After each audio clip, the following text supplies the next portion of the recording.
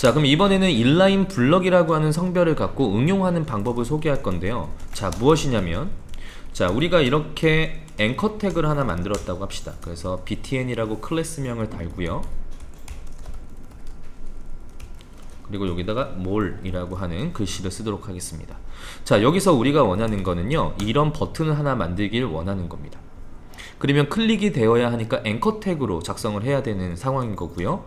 그래서 앵커 태그에 클래스 btn이라고 정하고 백그라운드의 컬러를 빨간색으로 부여를 하고요. 컬러를 화이트로 부여를 할게요. 자, 그리고 패딩을 위아래로 20, 좌우로 40을 줬는데요. 문제는 뭐냐면 현재 btn이라고 하는 클래스, 즉 앵커 태그는 성별이 인라인 속성이기 때문에 패딩이 위아래가 적용이 되지 않습니다. 그래서 이렇게 높이가 할당되지 않는 상황을 알 수 있다는 거예요. 이게 배경에 색을 주고 패딩을 주면 마치 위아래가 늘어난 것처럼 보인다고 했었죠. 근데 글씨를 써보면 높이가 할당되지 않으니까 이렇게 글씨가 포개지는 현상이 일어난다고 설명드렸습니다.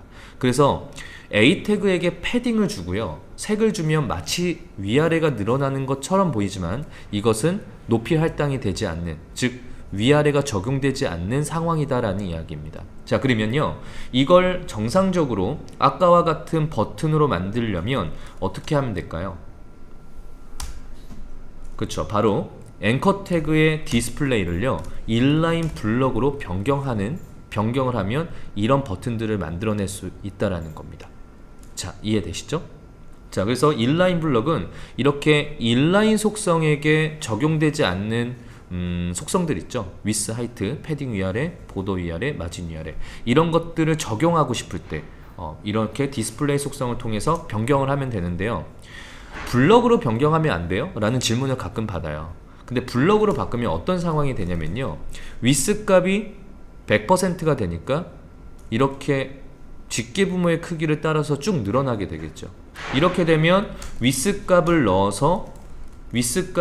고정으로 넣어서 크기를 지정해 줘야 되는 번거로운 상황들이 연속될 겁니다.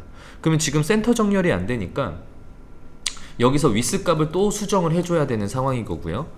그래서 크기를 어떻게 맞췄다고 하더라도 만약에 글씨가